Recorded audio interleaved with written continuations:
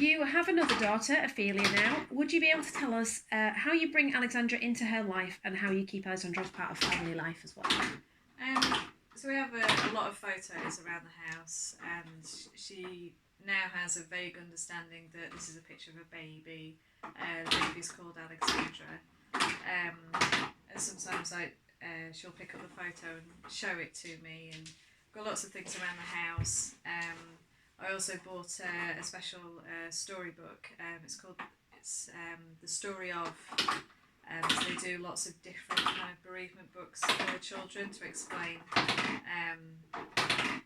just about what death is in a kind of a child friendly way.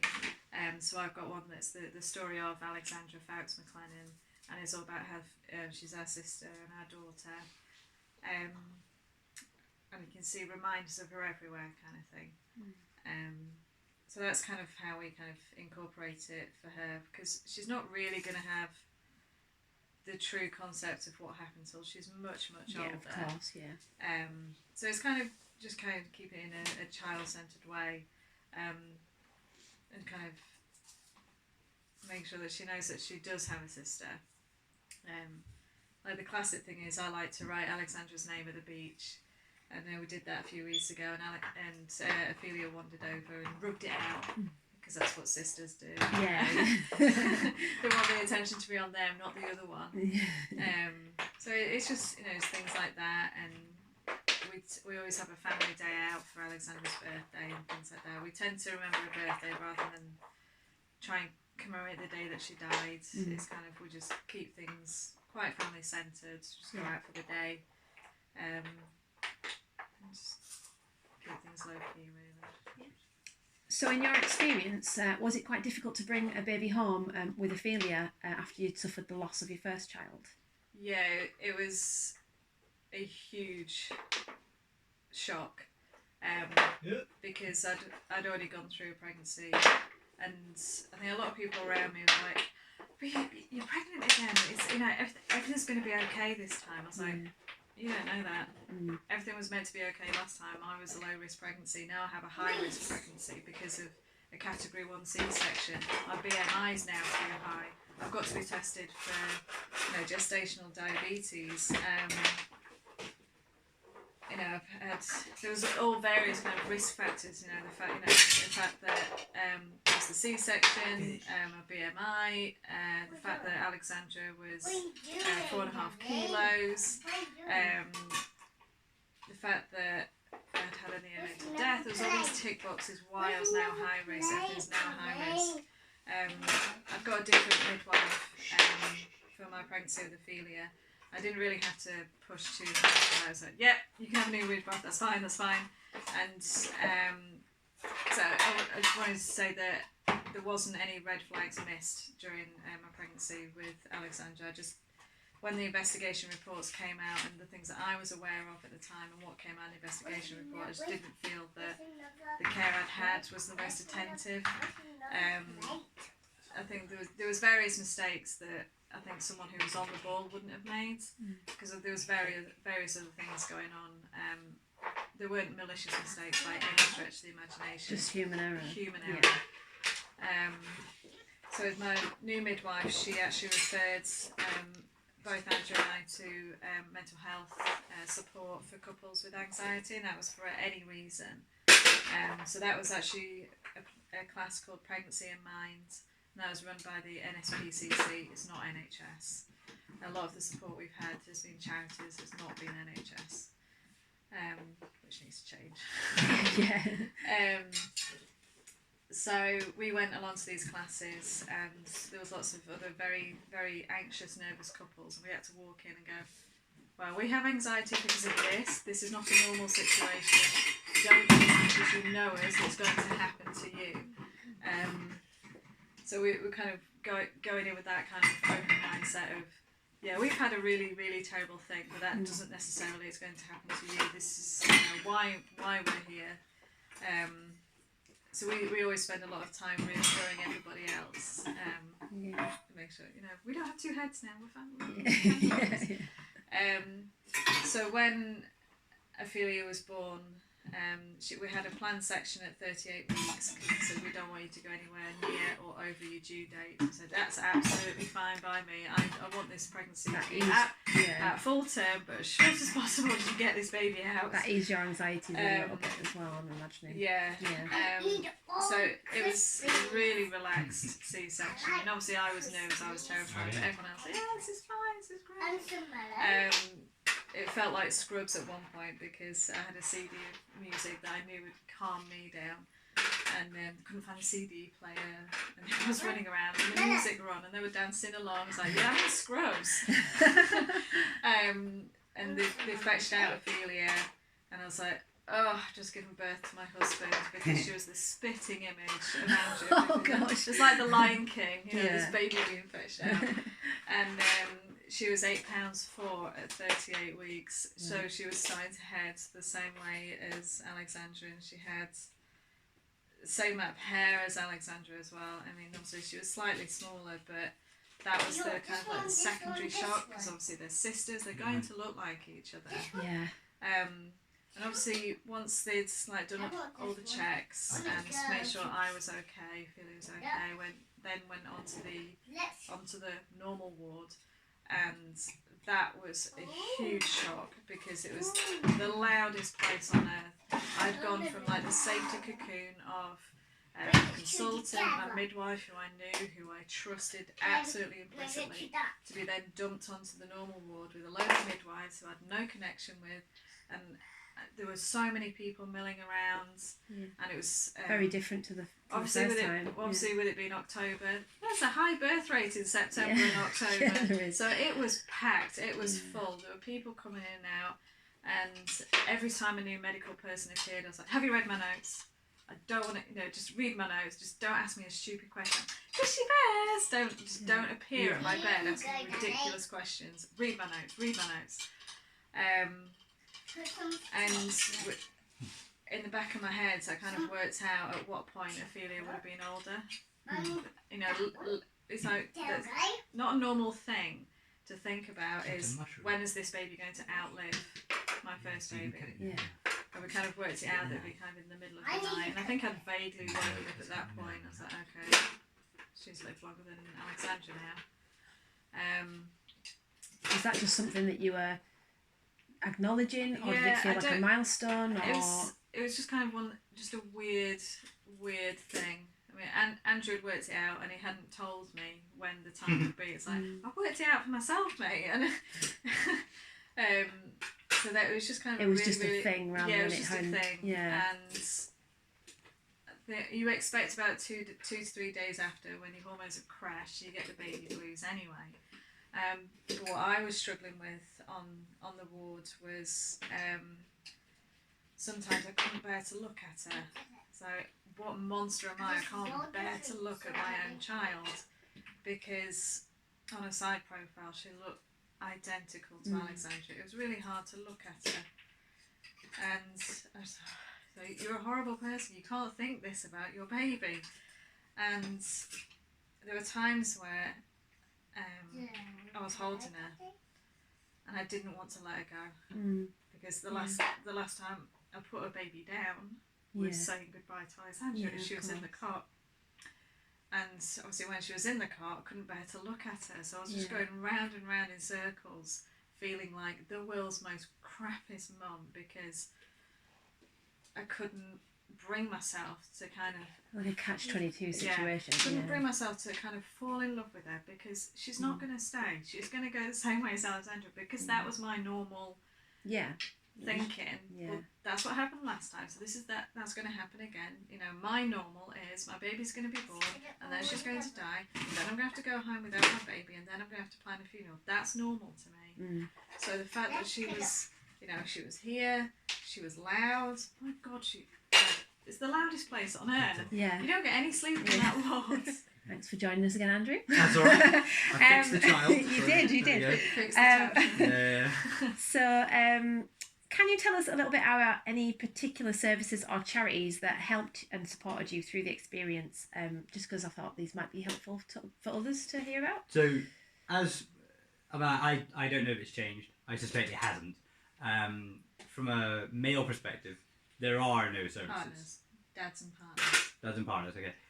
There are no services, so it doesn't matter that you still feel and still suffer with these things. There's no provision within current NHS and government to provide anything for you as a partner. There is a bereavement midwife in Leeds, but I think there's only one, and that's nowhere she's near enough. Stretched thin. So there isn't a provision for men and partners, which is something I've commented to another dad blogger who sort of, we were chatting about it.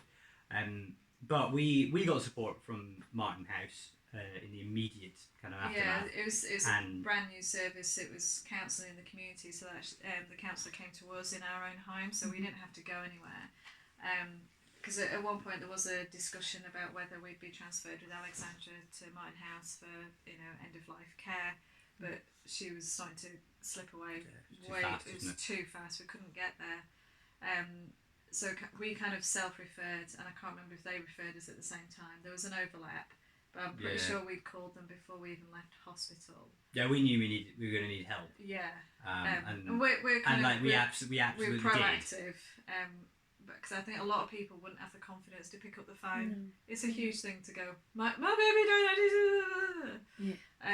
Which is essentially what we did. Well, it's not just that. I think it's as a man, you're supposed to be strong and forthright and blah blah blah blah blah. And actually, none of these things are helpful. Like you still feel, you still struggle. Yeah. There, as far as I'm aware, again, there's no provision within employment rules that you have to have any kind of. There's a new law that came in last year about bereavement leave, but again, it's not enough, not long enough. So Martin House helped us with a lot of the counselling. That was really, really good. And then we also that's why I kind of struggled, because we had the bereavement midwife, but I think she went off on a period of sick leave or something. We had Martin House. I was given perinatal midwife appointments during pregnancy with Ophelia and afterwards, but I didn't really get that bond with the perinatal mental health midwife. It was because we needed that support as a family. Like there wasn't any kind of counselling support for us as a family bringing home a live baby after the other one died. Like it's a really niche kind of situation to be in. And it was just kind of we floundered quite a bit. We also had help with SANS as well. Yeah, we did go to so we lost Alexandra in September, and we didn't go to a SANS meeting, so that's Stillbirth and Neonatal Death Society. We didn't go until February, and we should have gone earlier. I think at that point we lived the wrong end of Leeds to actually get to the support meetings, and the Wakefield group only set up maybe 2 years after we lost Alexandra. Because I think the Wakefield one would have been easier for us to get to, but there's the Halifax group, there's the Bradford group, there's Leeds, there's Wakefield. There are a lot of SANS support groups, and we really found those useful. And there are a few dads that go to those, but in the main it's mums. And I didn't. Once I was pregnant again with Ophelia, once I was really showing, personally I didn't feel comfortable going to them.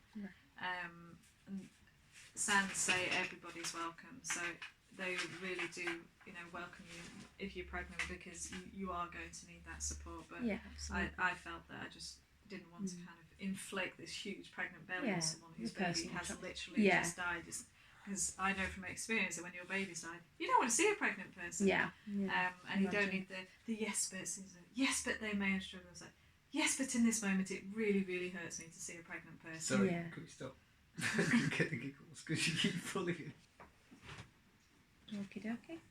Andrew's just popped off with Ophelia again. Do you want to carry on talking to me about charities and services that you used? Yeah, so as I say, we went to quite a few SANS meetings, and a lot of the members there, once things have settled down, they move house, and that's what we did as well. Two of the stalwarts of our group, they've moved away, and one has set up their own SANS group where she's moved to provide that support. So I actually had the opportunity to speak about Alexandra at one of the training days that SANS do, and I'm also going to be talking at training days for, I think it's in the main student midwives, also practicing midwives, and it's a new charity called Beyond Bee, and it was also set up by a midwife who lost her own little girl. So she kind of come at it from both angles, because she's a bereaved mum and a midwife. She knows both sides, so that's why she set up her own charity, and I'm going to be speaking at their training days this month, and also towards Christmas. And I'm really happy that I'm going to get the opportunity to speak at my old university as well. So it's kind of, everything kind of links back. So I'm really quite full circle. Full circle, excited to see it. I'll be at the medical school, so it won't be a building that I know from my student days, and everything will look all shiny and new, and everything that I know will be bulldozed. Probably. But yeah, it was just nice to be able to give something back, but also my way of being mum to Alexandra is to talk about do things like this, blog a little bit about our life after loss through my Instagram page and the blog, but it's really the only way I get to be mum to her. So I can't buy a ridiculous whatever inane character is the main thing, whether it's Paw Patrol or Peppa Pig or whatever kind of brightly coloured thing that's overstimulating. I can't do that for Alexandra, so that's how I get to be mum to her, because she was here for such a short amount of time. I think the maximum time that she was here was 40 hours. Just not that's a short life. And I think was it the author that wrote The Fault in Our Stars, when he said he wanted to write a book about a life need not be long to be meaningful, and that's what I kind of want to give to Alexandra, is I want to give meaning to her life, which is why I want to do the training days and talk about it, but also the fact that we're avid supporters of organ donation. So the only things they were able to take were heart valves and heart tissue. So the heart tissue will be used for research, and we know that a couple of our heart valves went to Great Ormond Street, and we know definitely one to be in Wales. So that's a service that's helped you really in healing a little bit as well. So you've mentioned a bit about counselling and charities and that you use together.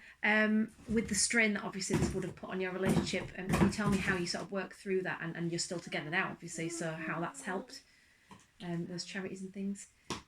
I think the thing is that We're incredibly stubborn. You're both very similar like that. I mean, from what little I know, that there is a lot of relationships break down when these kind of traumas happen. It doesn't have to be baby loss; it can be loss of income, loss of homes, all sorts of stuff. It's quite easy, I think, it's quite easy to make a marriage work in the good times. Where it's hard is when things don't go so well.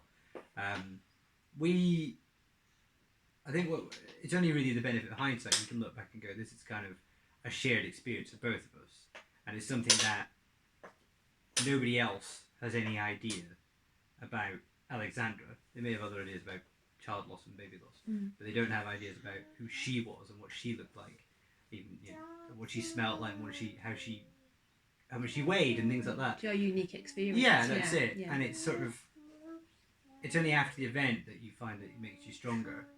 Now, in some respects, we were kind of luckier because we got Ophelia really quickly. And I think had we been 2 years or 3 years of trying, that would have been very tough. Very that puts a strain on people anyway. Yeah. Trying. Yeah, and it's. I think she wants you to go back. I think she does. Yeah. Do you want to come here?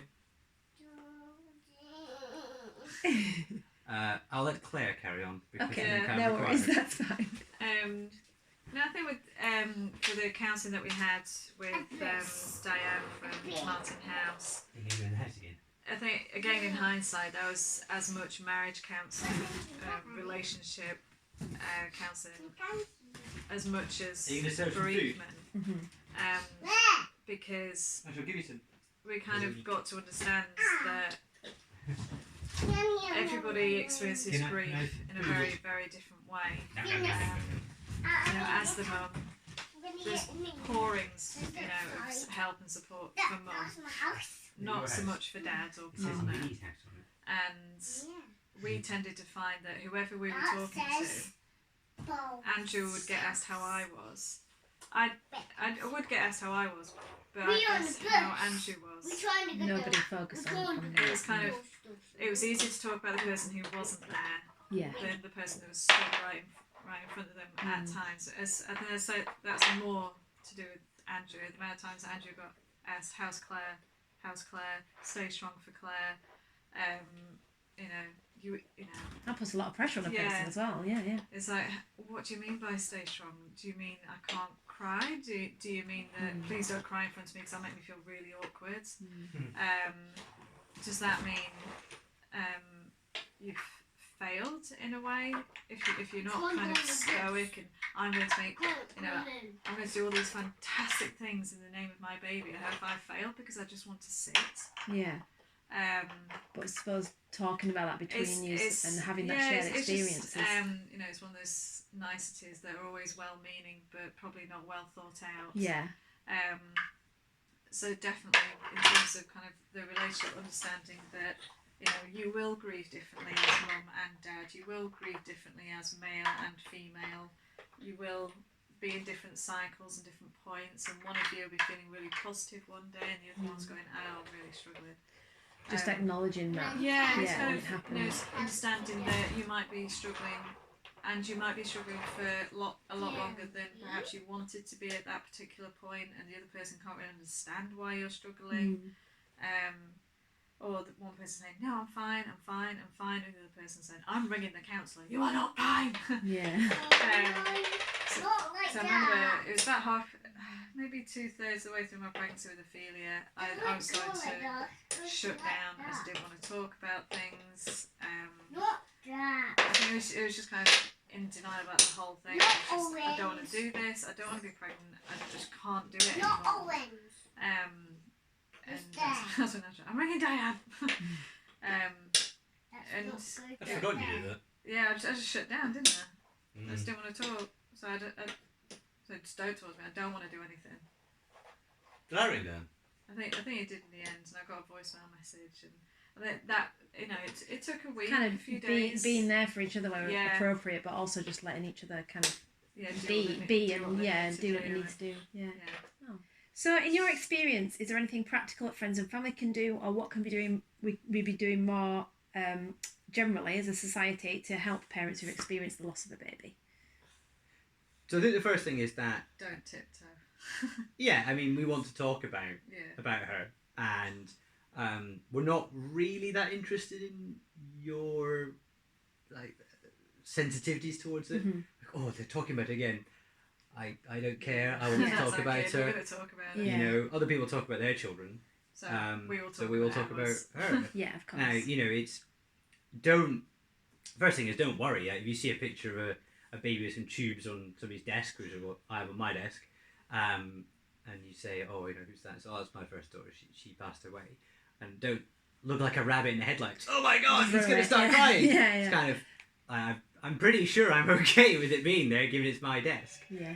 And we want to talk about her. She mattered. She was here. She made a difference. And I think it's basically kind of just think about what you're trying to say. The worst thing is to say nothing and not acknowledging it. You need to acknowledge it, and you need to, even if you literally don't know what to say, it's like, just say, "I'm sorry, I don't have the words. I wish I had the words to say what I feel towards you." That's great. Yeah. Just that's At brave. least they feel something. Yeah, they just feel something. Yeah. They just can't verbalise it. That's fine. People who are kind of a bit more switched on will invite you to baby-related things separately. It's great that they sensitively. They send you a different message of, "This is happening. We understand it's going to be difficult. Would you like us to invite you to the Facebook event?" Right. That's exactly, that's perfect, that's brilliant. I think in kind of practical terms, family had packed away all the baby things before we got home. They'd shoved it under a dust sheet, which was great because we didn't have to deal with it. Your sister and her husband kind of walked the dog, went and got food shopping. But once everyone had left, it was literally, what do we do now? Well, we just ate rubbish for about so 3 many months. takeaways. Just because I didn't want to leave the you house. didn't really feel any purpose. I didn't want to go shopping. In, I didn't want to go anywhere. Cooking or doing anything really. I There mean, was no point to anything. We had all this extra time that we didn't want. Yeah. So how would people have helped in that time then, practically? Send food, frozen meals. Yeah. I think there's an element that you want to get back to. So I went back to work quite quickly. I was entitled to my full maternity leave because of when Alexandra died. Yeah. Basically, how far along into your pregnancy kind of equates to how much leave you might or not get. Yeah. But so there is a new law that came in, so that might have changed a little bit. So you went back to work fairly quickly because you wanted to get into that routine. I wanted to think about something other than my child being dead. That's what I wanted to do. Whereas I didn't want to do anything. And yeah. But from a practical point of view, it's things like looking after yourself is really difficult. Yeah. So somebody saying, here's some food, come round to ours, here's some food, that kind of thing, makes a big difference. Yeah. Lightens the load, yeah. Yeah, being sensitive about... My cousin and a partner came over and they came over and cooked for us. Being sensitive about the fact that, you may have just had a kid, like, ask us. We're not going to bite your head off. We might say, baby shower, don't want to go. Christening, not interested. Or we might want to go. It should be give us the choice. Just say, look, we're going to do this. We don't exclude you. We know what's happened to you. Don't shy away from it. Like, so be head on, and just say, look, okay, we'll keep inviting you to the things if you want, but if you don't want to, it's fine. And just give us the option. Sometimes there may even be sometimes they'll say yes and then go, oh, I can't face it. Yeah. Other times it might be no and then go, I wish I'd gone. But that's our choice. This is our choice. Giving you the choice at least is the helpful thing. And the thing as well is that it was difficult when people trying to tiptoe around you and they'll talk about banal rubbish. You think, look, there's an elephant in the room, let's talk about it. Yeah. So don't go and say, oh, isn't it marvellous weather? I don't care about the weather right now. I've got other stuff to think about. Haven't looked outside. Yeah. Exactly. And so those are sort of more practical things that can be done. But it's just like just remembering dates, including them. Like if you go out on a day and you see somewhere that says, oh, that's called Alexandra Street, that's pretty cool. Click, send the photo. Yeah. Because then it's including showing that they're thinking about her. Things like that. Yeah. So can you tell me why Baby Loss Awareness Week specifically is important to you guys? Well, I suspect Andrew hasn't really noticed when it's at because we've never really done anything together. But we are this year. We're volunteering for Leeds Sands at their little awareness stall, which will be Saturday the 12th of October between 10 and 2. There'll be a stall at the station and also a collection on Briggate. Okay. So you'll see us in the big orange. Yeah. Blue t-shirts, not orange. I'll tell you why it's important.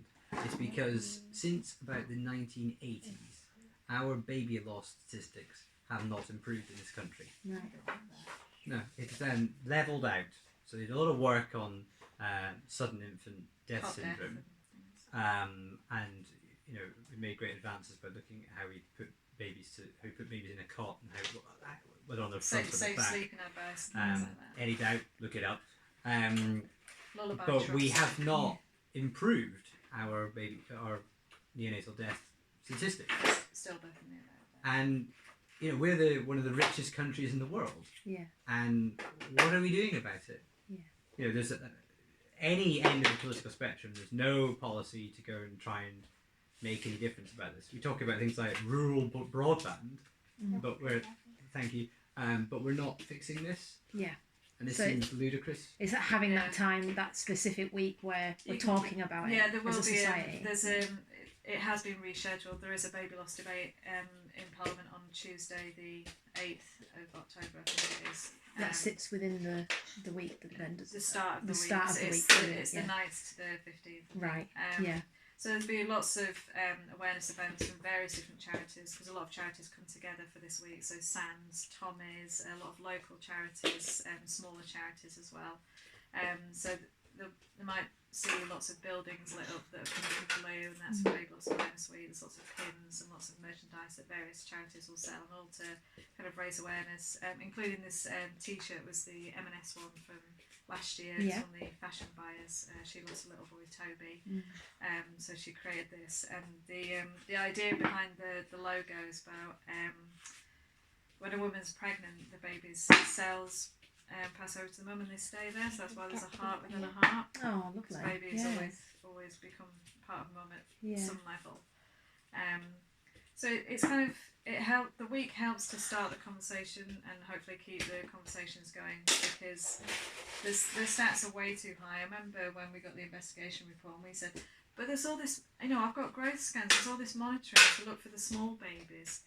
Why aren't we looking for the big babies? Because Alexandra was huge. She was £9.15, and I was but that's because she was overcooked. She was too long in you. I was like, yeah, I get that, but Ophelia was born at 38 weeks at £8.4. She was heading the same way. Yeah. Everyone kind of, it's like, you need to look for the big babies who can get in trouble. It's not bringing just up that. the issues we need to be There isn't enough money or people or resources to do enough scans later on in pregnancy. Now, that, pushing a pram around, that we could fix. That is within our realms of possibility. Because to me it seems ludicrous that a normal low risk pregnancy only has 2 scans. Yeah. Surely it should be 3, if not 4. Yeah, just to definitely. check that everything's going okay. And to be honest, if other countries have been able to improve these things, then why we can not do the us? same. Yeah.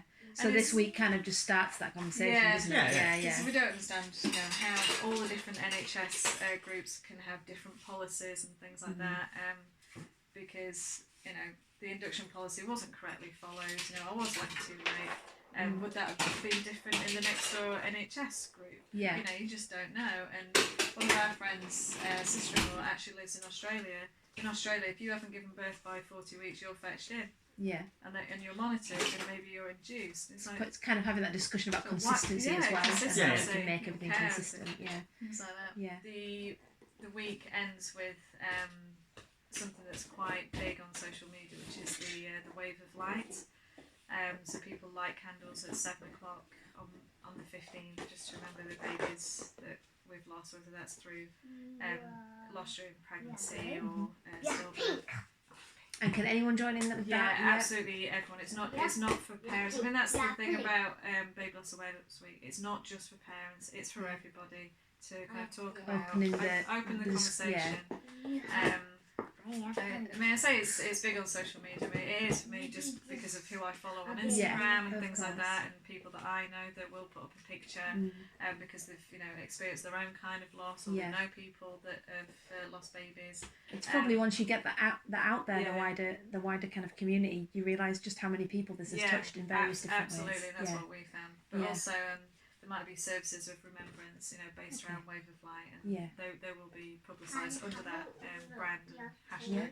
So people to look out for that and kind of join in with that if they feel it's something important to them. Fabulous, It's a ball. Thank you so much, Andrew and Claire, for sharing your experiences today. It's been really informative insight and really helpful, I think, to people at home to find out more about your experiences, especially for this week, for Baby Loss Awareness Week.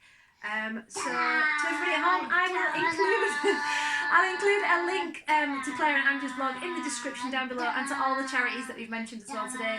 Thank you so much for watching, and we'll see you soon. Bye. Bye. Say bye. Bye.